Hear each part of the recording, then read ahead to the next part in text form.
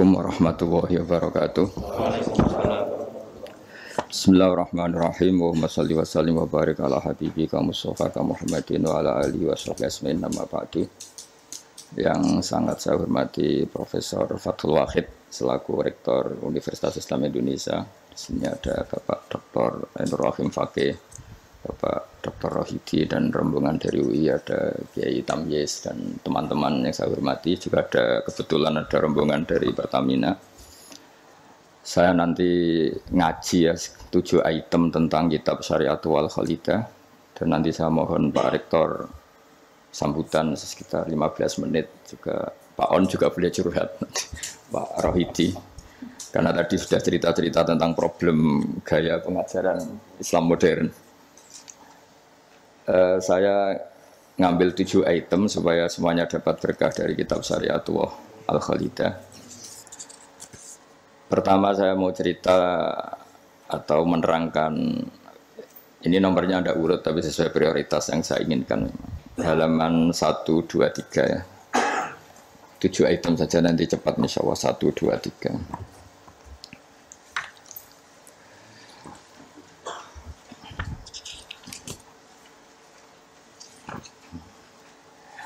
Nah, ini diterangkan di antara makalah ya, mutiara makalah yang disampaikan oleh Sayyid Hasan bin Ali, yaitu cucu Rasulullah SAW. Ketika ditanya oleh Imam Hasan Basri, kita tahu semua sanad thariqah sebelum Sayyidina Ali semuanya lewat siapa? Hasan Basri. Terus di Jawa jadi Hasan Besari, jadi macam-macam itu. Tukang oleh jeneng Jawa itu. Itu di antara makalahnya itu malam yu'min bi qadaillah wa qadari khairihi wa syarrihi faqad kafara. Tapi waman hammala dzambahu rabbahu faqad fajara. Jadi kalau orang tidak berkeyakinan qada qadar khairihi wa syarrihi minallah, dia berstatus kafir. Tapi orang yang mengkambing hitamkan Allah ketika dia dosa, faqad fajara. Dia itu orang yang enggak benar. Jadi ini sudah tengah-tengah, karena masyhur itu ada ulama ahli sunnah yaitu Imam Sanusi berdebat sama orang Mu'tazilah itu semalaman. Mu'tazilah itu tetap kokoh keburukan itu tidak dari Allah. Alasannya Allah itu memerintahkan kebaikan, masa menghendaki keburukan. Tapi pikirannya Imam Sanusi, idzan waqa'a fi mulkihi ma la yuridu. Alam raya ini kan seringnya banyak maksiat daripada taat. Berarti di alam ini lebih banyak yang terjadi bukan kehendaknya Allah. Berarti Allah kalah dong kalau gitu. Karena ingin baik ternyata yang terjadi buruk. Jadi ini kan problem. Kita sebagai mukmin juga problem. Mau nisbatkan jelek ke Allah tidak pantas. Mau bilang elek itu kreasi setan mayoritas. Berarti yang menang partainya setan, itu kan ribet. Yaitu faqad kafar. Orang yang mengingkari qada qadar itu kafir. Tapi ketika kamu dosa kemudian bilang kehendak Allah itu faqad fajara, kamu pecundang. Nah ini sudah tengah-tengah. Implementasi ini monggo mawon, sementing ini itu makalah-makalah yang disampaikan Sayyid Muhammad. Terus sekarang halaman 14 ya, ngambil 7 item. Ini acak saja karena ya emang kan nggak mungkin nih Pak On ngaji lagi, sudah sepuh ya. Dan ini teman saya lama, paling lama saya berteman di UI itu Pak On. Ini bawaannya Pak Zeni dulu. Pak Zeni juga pernah ke sini. Itu kalau nekuni tafsir itu ya pusing. Enak yang tinggal baca. Saya tuh sering debat sama Pak Zeni itu sampai jam 2, jam 3 di kantor tuh, di Badan Wakaf ya dulu, bekasnya rektorat ya. Itu kalau nggak selesai itu beliau jam 4 ke kontrakan saya di Ketonggo. Karena kita ini sangat fikih. Pak Zeni itu dulu kan fakultasnya adab. Beliau di sastra Pak Tamyiz. Jadi beliau lebih mengedepankan aspek balaghah lah. Saya fikih. Misalnya gini, sama terjemah ini kalau bisa ya hebat, sudah bisa boyong. Misalnya az-zani la yankihu illa zaniatan. Itu ayat hukum apa ayat faktual? Di ilmu ushul fikih itu diteliti. Kalau ayat hukum berarti maknanya pezina itu enggak boleh nikah kecuali dengan pezina. Pertanyaannya, jenenge zina kok ora kepengen nikah, kepene kumpul kebo, mbok ndak usah dilarang ya sudah. Ndak nikah kan memang dari awal sudah kumpul kebo, ngapain nikah ya. Jadi kalau diharamkan gunanya apa? Mereka sudah tiap hari kumpul kebo. Apa itu ayat faktual? Maksudnya Allah cerita al-waqi'ah, waqi'atul hal. Kalau dalam ilmu usul fikih, waqi'atul hal itu gini. Jenenge wong zina iku trene ya untuk wong sing padha-padha zania. Kan gak mungkin zanen kenalan mbek hafidhah gitu. Hafidhah kenalan. Jadi karena masa lalunya itu temannya itu ya entuk ya itu. Jadi itu bukan masalah hukum, tapi masalah faktual. Jadi kalau dosen ya untuk dosen kan kira dokter ya untuk dokter kan kira-kira gitulah. Orang itu akan mendapatkan sesuai komunitasnya. Kalau mahasiswa sesuai yang dipacar lah. Orang akan menikah sesuai yang dipacar. Pacar terakhir wae. Yang dulu-dulu kan gagal. Nah, itu bedanya jauh nanti. Kalau itu dianggap ayat faktual maka enggak dianggap nasah mansuh. Tapi kalau itu dianggap ayat hukum, pernah ada hukum bahwa orang yang soleh enggak boleh nikah zania. Terus hukum itu dimansuh oleh ayat wa ankihul ayyama minkum wassolihin min ibadikum wa iman. Oh itu kan nggak bisa selesai. Mbok Sa'rawi, Mbok Imam Suyuti itu tidak akan selesai perdebatan seperti itu. Nah, kalau menurut asbabun nuzul ya mirip iya mirip enggak. Jadi dulu tuh sahabat dulu kan punya masa lalu lah. Di antara sahabat itu ada yang punya pacar perempuan cantik, namanya tuh Anak. Ketika dia sudah Islam, sudah baik, masih kangen sama pacar lamanya. Pacarnya itu di Mekah. Ketika Fatu Mekah ingat lagi. Jadi kayak mantane sampean terus rondo nilai meneh. Ini manusiawi sekali. Terus walhasil terus tanya, ya Rasulullah kalau saya nikah anak boleh ndak? Tapi dia masih begitu, maksudnya masih profesinya masih seperti itu, masih PSK lah kira-kira gitu. Kira-kira baghiyah kalau dalam bahasa Arab itu baghiyah. Terus karena si cowoknya ini sudah afif, sudah soleh, sama Quran dilarang, jangan. Kamu orang soleh kok nikah sama yang seperti itu. Nah, larangan ini itu larangan hukum, apa larangan sosial, apa larangan etika. Itu perdebatannya ulama usul fikih. Kalau larangan hukum, itu jelas keliru. Kelirunya justru Islam itu ingin yang zania itu nang nikah, dan statusnya zania itu hilang. Makanya Nabi itu punya sekian sisi unik karena beliau kadang ngendikan hukum, kadang ngendikan etika, kadang ngendikan tadi faktual, waqi'atul hal. Misalnya begini, ada seorang zania. Ini saya cerita aspek fikih. Zania sudah hamil, dinikahi orang lain. Ini harus melahirkan dulu apa enggak? Hampir semua ulama bilang enggak usah karena enggak perlu ada apa? Iddah. Untuk zania enggak perlu iddah karena iddah itu kan untuk nikah yang sah. Tapi suatu saat Nabi itu pernah ditanya, ya Rasulullah ada orang yang biasa kumpul kebo, lelaki dan perempuan bisa kumpul kebo, sekarang sudah nikah. Itu Nabi ngapresiasi dan beliau ngendikan, qad kharaja min sifahin ila nikahin. Ya baguslah sekarang yang tadi malam mungkin masih berstatus kumpul kebo, gara-gara nikah, sekarang kumpulnya sudah kumpul nikah. Jadi Nabi komentar, qad kharaja min sifahin ila nikahin. Dia sudah keluar dari tradisi kumpul kebo menjadi tradisi yang baik, yaitu nikah. Hubungan intimnya sudah berstatus nikah. Makanya kita-kita yang kiai itu kalau ada orang minta dikawinkan, itu bingung. Bingungnya kalau langsung dikawinkan geger BKUA.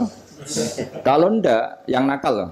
Justru kalau kayak kangkang nggak nakal itu nggak wajib menikahkan sekarang. Nanti 40 tahun lagi ya nggak apa-apa. Tapi kalau orang nakal itu malah harus. Kalau minta dinikahkan sekarang kok kamu ndak mau, kan bisa aja malamnya gitu lagi. Padahal kalau kamu mau menikahkan, kumpul malamnya nanti sudah halal ya sudah sah. Tapi kalau kamu tidak nikahkan, kumpul kebo dan kuncinya di kamu karena kamu disuruh. Jadi mau tidak mau terlibat. Makanya kalau dalam hukum mengislamkan orang itu nggak ada boleh waktu jeda. Misalnya ada orang kafir tanya, Gus Bak saya syahadatkan. Itu kok saya bilang sudah duduk dulu ngopi dulu. Itu saya ikut murtad. Karena membiarkan dia sekian menit dalam keadaan kafir. Yang saya bisa menghilangkan saat itu juga. Maka harus langsung disyahadatkan. Karena ibqa alal kufri, kufrun, menetapkan kekafiran itu. Ya nggak boleh saya mandi dulu atau ngopi-ngopi dulu, nggak boleh, harus langsung. Jadi ibarat gini lah, kafir itu kan taruhannya neraka. Ibarat ada orang kecelakaan, kamu pas pakai celana pendek di jalan, kan nggak boleh kamu tak pakai baju dulu. Sedang dipelindes truk lagi kan, harus langsung. Meskipun Anda dalam kondisi yang tidak sempurna. Nah, resikonya tadi pas kamu bikin kopi ternyata orang itu mati, berarti matinya mati kafir. Yang andai kan langsung kamu talqin syahadat, dia mati Islam. Begitu juga orang yang kumpul kebo minta kamu nikahkan sekarang. Kalau kamu nikahkan maka nantinya sudah kumpul nikah. Tapi kalau enggak, nah tapi kalau orang soleh seperti ini biarin aja nggak apa-apa. Jadi orang soleh itu ya ada resikonya karena sepe tidak mengharuskan nang nikahkan itu.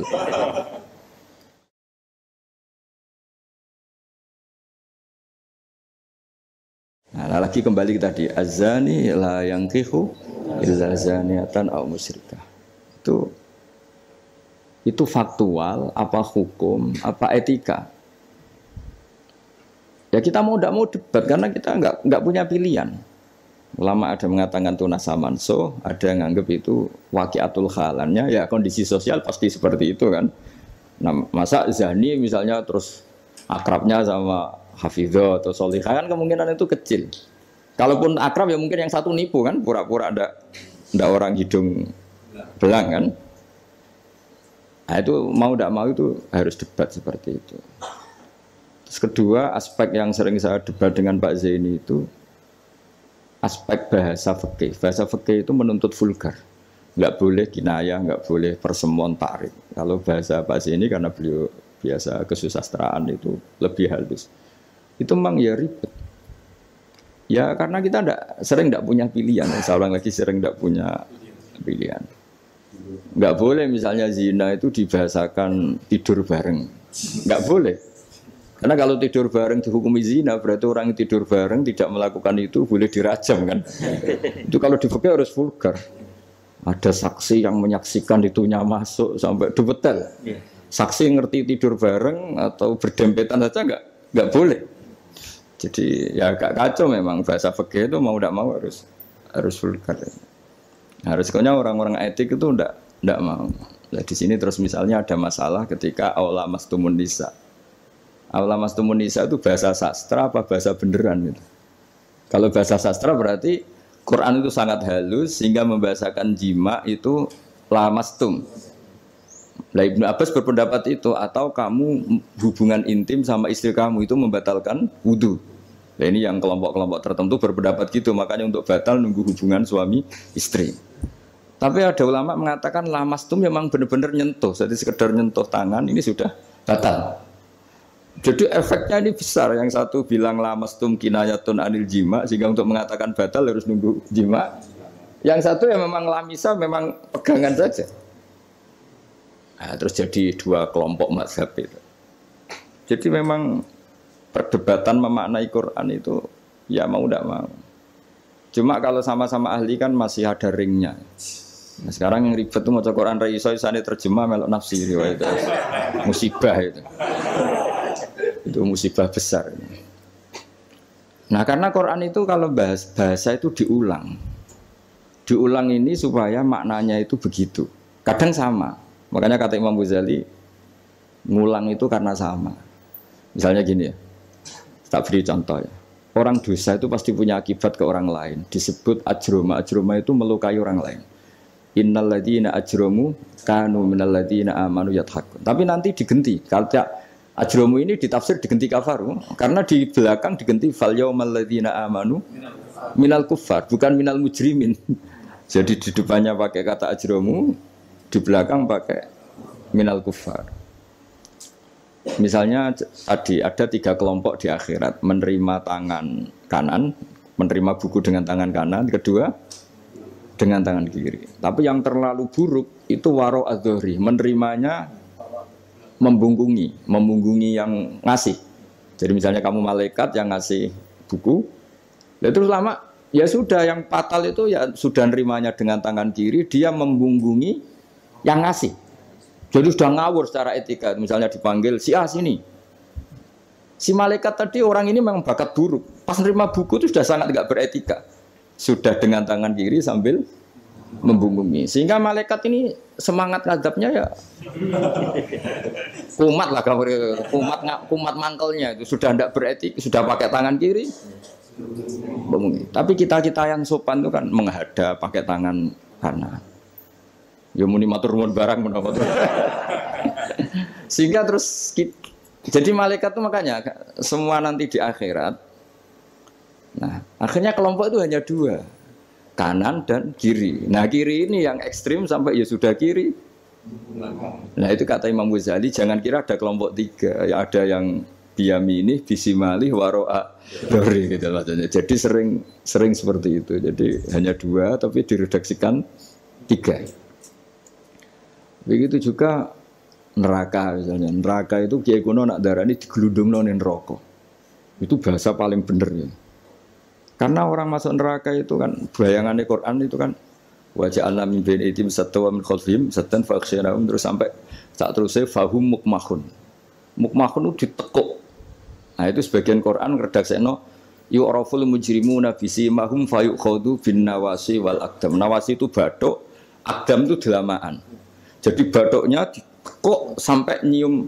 Ya kiri gini gambarannya itu gini, ditekuk gini, ininya diikat sampai kena kaki.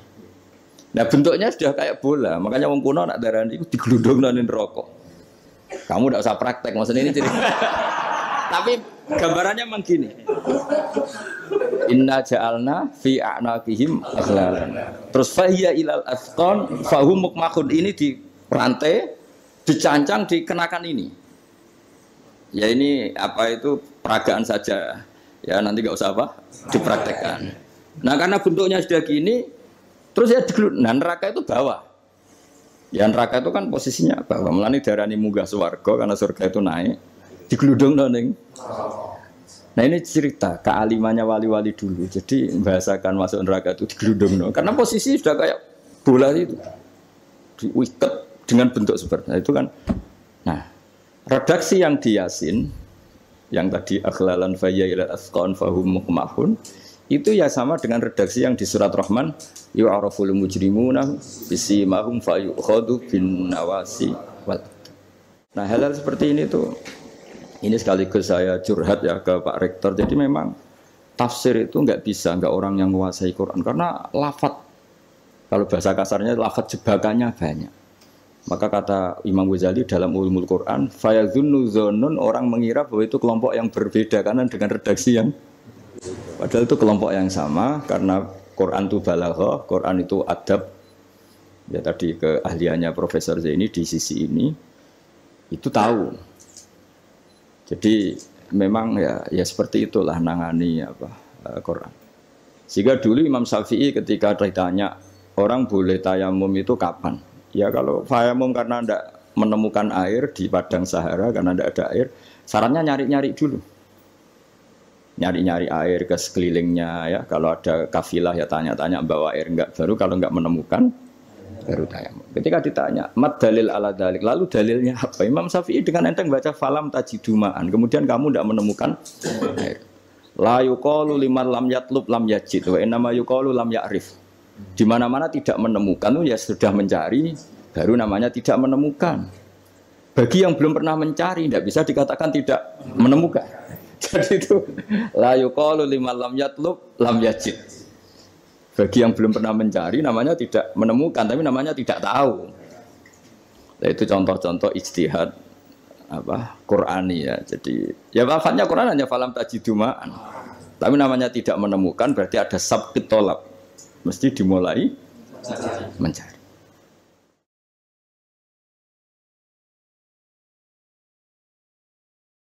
Ya, terus berikutnya ini ya acak saja. Enggak sampai 7 ya enggak apa-apa, sekenanya aja.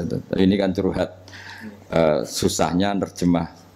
Makanya terjemah itu antar orang alim ya beda, bodoh sama alim tambah beda. Cuma yang satu ngawur lah, yang enggak ngerti ngawur itu kalau tidak tahu kok. Ya, halaman 42. Nah, ini yang masalah kias. Fannasu wa ingkana khoson lakinnahu yasiru aman. Ya. Nas itu meskipun waqiahnya itu khusus, lakinnahu yasiru aman. Pada akhirnya menjadi umum. Ya. Menjadi umum itu karena mau tidak mau ada kias. Kias itu analog, no? Atau pola. Misalnya gini, yang dicontohkan di sini misalnya Nabi memang hanya ngendikan layak tilqadi wa khutban. Enggak boleh seorang hakim memutuskan hal-hal yang krusial dalam keadaan emosi. Khutban itu emosi yang sangat. Lalu kiasnya apa? Rektor juga enggak boleh dalam keadaan emosi bikin keputusan. Kiai juga enggak boleh, suami juga enggak Siapapun nggak boleh. Cuma yang sering bikin keputusan otoritatif itu kan qadhi, hakim. Jika Nabi hanya ngendikan al-qadhi. Lalu lama mengatakan khutban itu kenapa tidak boleh? Karena orang kalau emosi itu akalnya agak mati paras lah gitu. Lalu itu udah harus pas emosi ya. Ulama masukkan terlalu syahwat ya nggak boleh, terlalu lapar ya nggak boleh, hakin ngempet nguyah ya nggak boleh, ngempet ngising. Sehingga kata khutban kemudian diganti fi halatin yasu'u khalquhu fiha. Dalam keadaan yang dia nggak begitu normal. Di antara nggak begitu normal, terlalu syahwat ya nggak boleh, terlalu emosi nggak boleh, terlalu lapar, lalu nahan kencing, nahan BAB dan sebagainya. Itu lafadz itu wan nasu wa ingkana khoson nas meskipun khusus yaitu Allah Nabi hanya ngendikan khutban tapi nanti menjadi umum berdasar hukum apa? Qiyas. Nah di sini Pak Ainur Rahim Fakih yang sering kita beda ya. Misalnya ini bukan meng-NO-kan yang Muhammadiyah atau Muhammadiyahkan NO karena kalau kita ini biasa saja. Orang NO ya pasti Muhammadiyah karena umat Kanjeng Nabi Muhammad sallallahu alaihi wasallam. Orang Muhammadiyah ya pasti dengar NO lah karena gerakannya ulama, masa tidak mendengar ulama. Tapi setelah jadi ormas ini jadi yang NU tidak Muhammadiyah tidak NU. Misalnya kamu NU ditanya Allah, akun tamin ummati Muhammad, ya naam. Itu bahasa Arab umat Muhammad itu. Muhammadiyah tak kok iki anut sapa ya anut ulama. Jadi tapi wong nganggur geger sebenarnya. Nah kita termasuk yang enggak nganggur jadi rapati geger. Saya beri contoh. Nabi itu ketika habis sholat, itu akbala aliyah Nabi wajih, langsung berputar menghadap ke kita. Jadi kalau di Indonesia langsung menghadap ke timur. Itu ada yang mempraktekkan, dan itu bagus. Jelas semua teks hadis seperti itu. Tapi di beberapa hadis itu insorofaan yamini, kadang insorofaan simali. Karena begini, Nabi itu kalau sholat, itu orang yang dari 7 kilo, 8 kilo semuanya lari. Kepengen makmum Kanjeng Nabi. Sehingga kalau makmum Nabi ini bahaya ketika itu ada sefur alhamdulillah. Memang janjian rawuh. Ya saya teruskan ya. Jadi ternyata di syurahul hadis, para pensarah hadis ketika Nabi menghadap ke timur dan itu ya banyak yang meraktekkan dan menurut saya tidak masalah. Itu karena Nabi tidak ingin orang yang datang terlambat, kalau dalam bahasa fikih disebut masbuk. Itu Nabi ngira fi sholatin, padahal hakikatnya sudah tidak sholat. Jadi andaikan Nabi tetap menghadap ke barat, misalnya di Indonesia, dengan posisi duduk yang sama, maka yang datang terlambat langsung usolli fardhu zuhri, makmuman, dengan arti makmum ke Nabi, terus duduk. Nah kalau dia makmum, padahal Nabi nyatanya sudah selesai. Itu sholatnya tidak sah, karena menggantungkan sholat atau iktimam dengan orang yang sudah tidak sholat. Nah sehingga gerakan Nabi ini dianggap maklumat kalau beliau sholatnya selesai. Nah karena filosofinya itu maklumat kalau sholatnya sudah selesai, ada yang milih memang benar-benar ke timur juga maklum. Kan gak mungkin sholat madhep ke timur. Sehingga yang datang tahu. Terus ada yang milih ngalor. Jadi sebetulnya itu bisa pakai. Ya kayak orang tahlilan, pakai keplok sudah selesai itu kalau sebetulnya bisa pakai apa saja, yang penting memaklumatkan kalau sholatnya itu. Loh, ini yang ngendikan tidak saya, kitab Fathul Bari karangannya Ibnu Hajar Al-Asqalani, Sarah Bukhari paling populer. Nah itu yang disebut Sayyid Muhammad wan nasu wa ingkana khoson fa innahu yasirun aman. Ya kayak tadi misalnya laiktil qadi wa huwa khutban, kemudian khutban ini memasukkan semua kondisi yang kita kurang fit. Itu tidak boleh bikin apa? Keputusan. Qadhi ya juga kita ganti. Tidak harus qadhi, Pak Rektor, Pak dosen, seorang suami kalau bikin keputusan jangan dalam keadaan yang khutban atau ngempet nguyuh, ngempet ngising, hakin itu. Kalau dalam bahasa Arab hakinan itu. Nah ini penting saya utarakan karena kalau kita terlalu tekstualis, itu nanti kita naik Innova tidak perlu baca subhanalladzi sakhkhara lana hadza. Karena ayatnya itu kan wal khayla wal bighala wal hamira litarkabuha wa zina. Ini tidak ada Innova ini. Ayatnya ya litas tahu ala sumatas guru ni'mata rabbikum idza stawaitum ali wa taqulu subhana. Ini kan jelas litas tahu ala zuhur, ini Innova tidak ada zuhurnya, ini tidak ada punggungnya. Jelas ayat sebelumnya tentang wal khayla wal bighala wal hamira litarkabuha wa zina. Nah, jadi kalau terlalu tekstualis maka naik Innova Ferrari itu tidak usah baca subhanalladzi karena ayat ini tentang ya tentang khimar dan seterusnya.